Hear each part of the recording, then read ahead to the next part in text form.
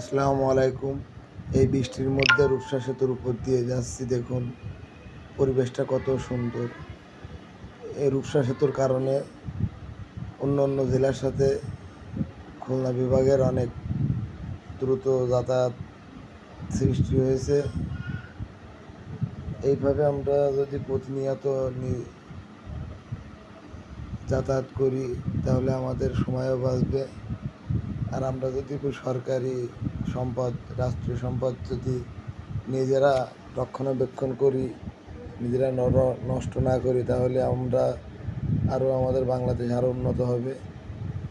আমাদের সবার মনোভাব এমন থাকা উচিত যে এই সম্পদ আমাদের, এই সম্পদ নষ্ট করা যাবে না। দেখুন এর পরিবেশটা কত সুন্দর, আমরা সব সময় এটা সুন্দর করে রাখার চেষ্টা করব।